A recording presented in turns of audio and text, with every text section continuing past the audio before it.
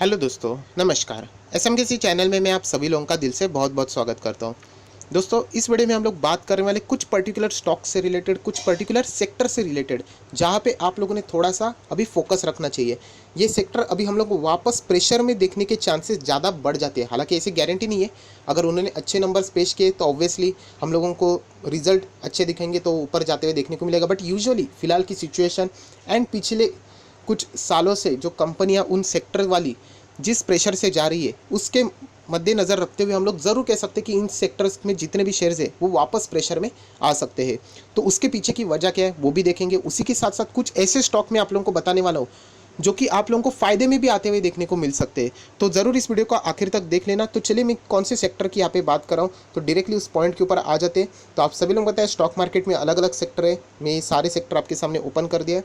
And यहाँ पे आप देख सकते हो निफ्टी ऑटो। यस दोस्तों, ऑटो सेक्टर बहुत ही इंपॉर्टेंट बात मैं बताने जा रहा हूँ। बहुत सारे लोगों को कहना चाहता हूँ, बहुत सारे लोग बीच में ही वीडियो स्किप करते हैं एंड नीचे कमेंट सेक्शन में जो ऑलरेडी मैंने कवर किया है वो सवाल पूछ लेते हो। उससे मुझे समझ में आता है कि आप वीडियो पूरा नहीं देखते हो।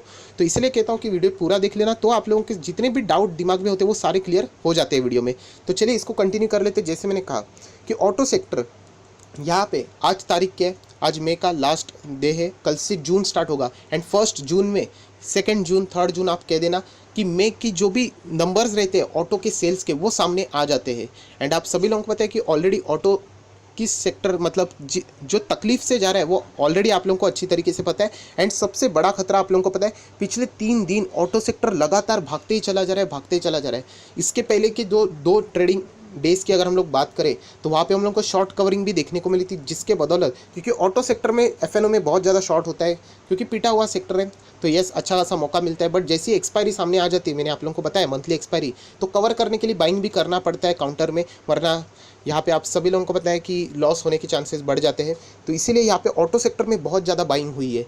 सो यहाँ पे मैं इतना सारा बात आप लोगों को बता क्यों रहा हूँ, ये बताने का मकसद ये है दोस्तों कि ये ऑलरेडी बहुत हाई पे अभी आ चुके हैं ऑटो सेक्टर के शेयर्स। एंड यहाँ पे अभी सेल्स के नंबर सामने आएंगे, यूजुअली आप सभी लोगों को पता है वो अच्छे नहीं रहेंगे, पिछले टाइम भी हम लोगों ने देखा था।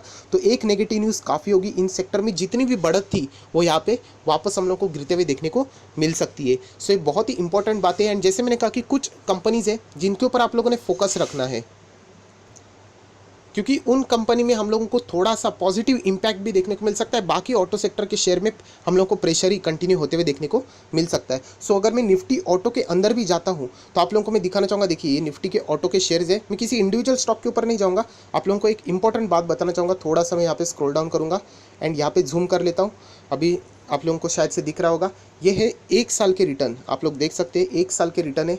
एंड यहाँ पे आप कह सकते हो पूरा, अगर इंडेक्स की मैं बात करूँ तो लगभग 25% डाउन है इंटायर ऑटो सेक्टर। ये पूरा इंडेक्स का रिटर्न वो बता रहे हैं। हर एक स्टॉक आप लोग यहाँ पे देख सकते हैं कैसे नेगेटिव इसमें चल रहा है। कोरोना की वजह से प्रेशर तो है, बट उससे पहले भी ऑटो सेक्टर में जिस तरीके के यहाँ पे हम लोग को बदलाव देखने को मिले सरकार की तरफ से, यहाँ पे बहुत ज़्यादा प्रेशर आते हुए देखने को मिला था ऑटो सेक्टर में।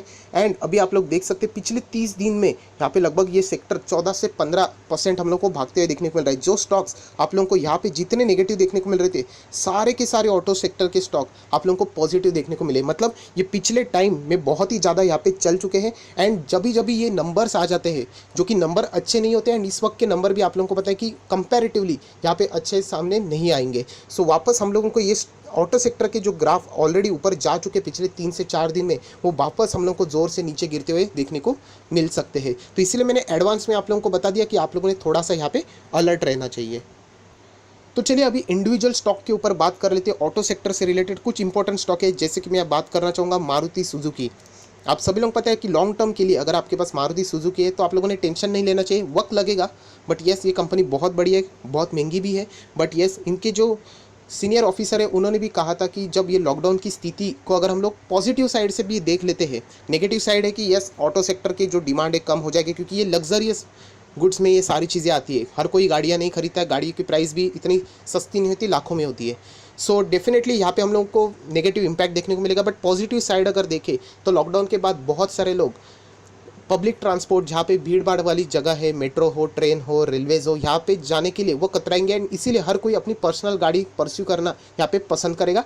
एंड इसीलिए यहाँ पे उन्होंने कहा था कि हमारी सेल्स यहाँ पे बढ़ सकती है। ये लॉजिक तो बहुत ही सही है, बट अभी हम लोग को यहाँ पे देखना है।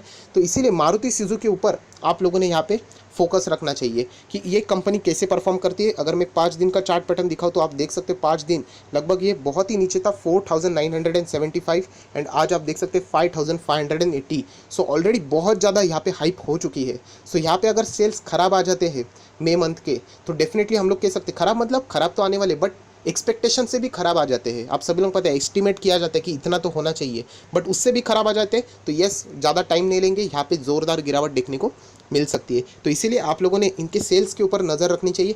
उसी के साथ साथ फोर व्हीलर्स की लीडिंग कंपनी की अगर हम लोग बात की, अभी हम लोग बात करेंगे बजाज ऑटो। यस दोस्तों, बजाज ऑटो ये टू व्हीलर्स में leading company, debt free company है, बहुत ही शानदार है। मैं सीधा बोलना चाहता हूँ ये शेयर मेरे भी पोर्टफोलियो में अच्छा खासा रिटर्न अभी भी दे रहा है, बट यस जो परसेंटेज था वो बहुत ही नीचे आ चुका है। सो ये कंपनी के ऊपर भी आप लोगों ने फोकस रखना चाहिए, क्योंकि अगर हम लोग यहाँ पे देख लेते बहुत सारे लोगों ने जैसे कहा कि बहुत खुद की व्हीकल लेना सब लोग अभी प्रेफर करेंगे, एंड यहाँ पे ऑब्वियसली फोर व्हीलर्स की जो व्हीकल होती है उसको लेने से अच्छा है, आप सभी लोग पता है टू व्हीलर्स ये सस्ती मिल जाती है। तो इसीलिए बहुत ज़्यादा लोग टू व्हीलर्स की बुकिंग के लिए अभी सामने आ रहे हैं।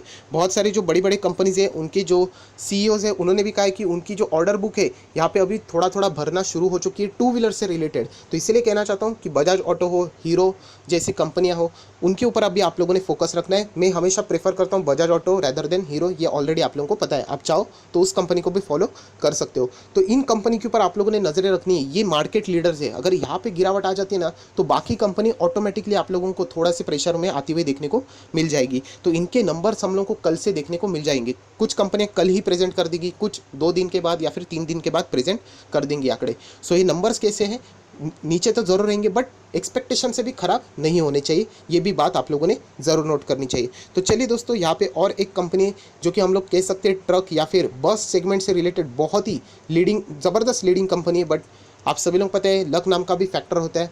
जैसे ही ये सारी चीज़ें हम लोग को देखने को मिली, ये स्टॉक बहुत ही नीचे आ चुका है। अशोक लेलैंड डिफेंस के लिए भी ये कंपनी काम करती है, डिफेंस इक्विपमेंट, उसी के साथ साथ जो व्हीकल्स रहते हैं ये कंपनी को टेंडर भी मिल चुका था। तो इसके ऊपर भी आप लोगों ने फोकस रखना है। इनके सेल्स तो बहुत ही ज़्यादा गिर सकते हैं, क्योंकि जैसे कहा कि कमर्शियल व्हीकल्स बहुत ही हम लोगों को कम यहाँ पे खरीदारी यहाँ पे देखने को मिल सकती है। तो बहुत ही ड्रेस्टिकली 70%, 80% या फिर 92% तक भी इनके सेल्स में हम लोग को हेवी व्हीकल्स में गिरावट देखने को मिल सकती है।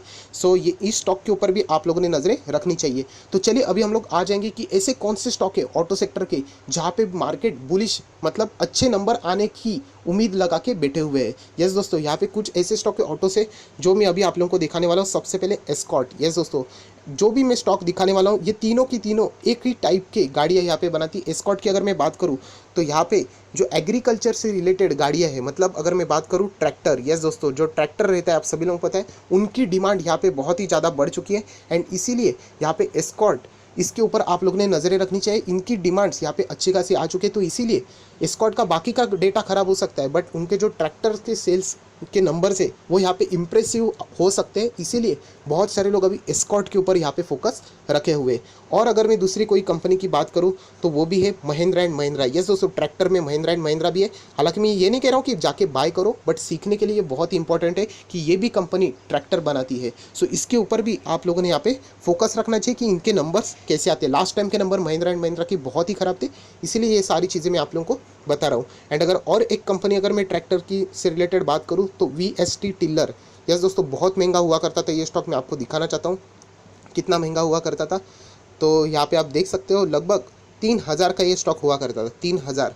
एंड उसके बाद ये कंसिस्टेंटली गिरावट, ऑटो सेक्टर में जिस तरीके की हम लोगों को गिरावट देखने को मिली है, मंदी देखने को मिली है, वो इस साल से रिकवर होने वाली थी अप्रैल मंथ से, बट कोरोना जैसी चीज़ आ गई एंड उसके बाद ऑटो सेक्टर में दिक्कतें और भी बढ़ना शुरू हो चुकी है। सो ये VST टिल्लर आप नाम में भी देख सकती है, ट्रैक्टर बनाने वाली कंपनी थी। इनके ऊपर फोकस रहना चाहिए क्योंकि उनकी ऑर्डर बुक अच्छी तरीके से यहाँ पे हम लोगों को बढ़ती हुई देखने को मिल रही है। यहाँ पे सेल्स भी हम लोगों को अच्छी तरीके से आते हुए कंपैरेटिवली बाकी ऑटो सेक्टर की जो भी कंपनी है उनको अगर आप कंपेयर करोगे उससे यहाँ पे थोड़े से बेटर नंबर आने की यहाँ पे अपेक्षा बाजार लगाए हुए हैं। सो इनके भी नंबर कैसे आते हैं इसके ऊपर भी आप लोगों ने नज़र रखनी है। अगर वो शेयर आपके पोर्टफोलियो रहे या ना रहे, बट आप लोगों ने फोकस रखना है। अगर स्टॉक मार्केट में ये सारी चीज़ें करोगे तो आप लोगों को समझ में आ जाएगा कि कैसे सारी चीज़ें यहाँ पे काम की जाती है। सो ये 3 स्टॉक मैंने बताए जहाँ पे मार्केट ज़्यादा बुलिश है। उसी के साथ साथ बजाज ऑटो में भी मार्केट यहाँ पे एक्सपेक्टेशन लगा के बैठा हुआ है। उसी के साथ साथ बहुत सारी कमेंट्रीज भी आती है, वो भी हम लोग को यहाँ पे देखनी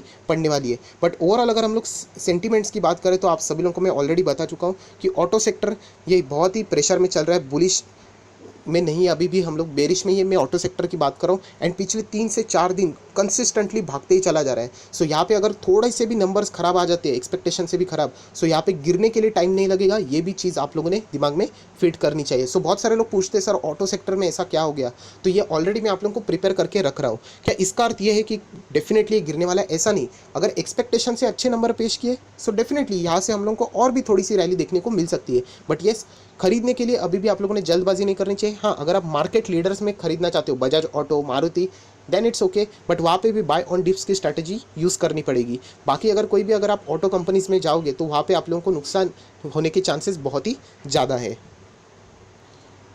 क्योंकि रीज़न आप सभी लोगों को पता है, ये लग्जरीज गुड्स में आती है। लोग यूजुअली ऑटो सेक्टर ऐसे ही खरीदते हैं एंड इसके बाद होने वाली मंदी तो इनके और भी सेल्स यहाँ पे ड्रॉप कर सकते हैं। सो जितने इंपॉर्टेंट शेयर थे मैंने आप लोगों को बता दी लिस्ट, उसके ऊपर फोकस रखना। बार बार कह रहा हूँ, ऐसी कोई बात नहीं कि आपके पोर्टफोलियो में ही वो शेयर है उनको ही फॉलो करना चाहिए, ट्रैक करना चाहिए, ऐसी कोई बात नहीं है। कभी कभी कुछ अच्छे शेयर्स भी बन जाते हैं। मैं आप लोगों को एक छोटा सा एग्जाम्पल दूंगा, ICICI बैंक मुझे बिल्कुल पसंद नहीं था, घटिया बैंक था एक नंबर का। बट बाद में उन्होंने जिस तरीके का खुद का टर्न अराउंड कर लिया, जिस तरीके से उन्होंने जितनी भी कमियां थी उन्होंने इंप्रूव किया, एनपीएस में, असेट क्वालिटीज़ में सुधार लाए, तब से मुझे वो बैंक पसंद हो गया एंड उसमें मैंने निवेश करना भी शुरू किया। सो अगर मैं उसको ट्रैक करना ही छोड़ देता तो मुझे नया शेयर पता ही नहीं चलता। तो इसलिए कह रहा हूँ कि हर एक शेयर के ऊपर नज़रें रखनी है कि कौन सा शेयर कैसे चल रहा है। तो ये एक निशानी होती है अच्छे खासे स्टॉक मार्केट के स्टूडेंट से रिलेटेड, जो कि आगे जाके अच्छा खासा रिटर्न भी कमा सकता है। सो जो भी चीज़ें थी ऑटो सेक्टर से रिलेटेड, नंबर्स आने वाले, कौन से स्टॉक के ऊपर नज़र रखनी है, कौन से स्टॉक भाग सकते हैं, कौन से स्टॉक गिरने के चांसेस है, ये सारी चीज़ें मैंने एक ही वीडियो में कवर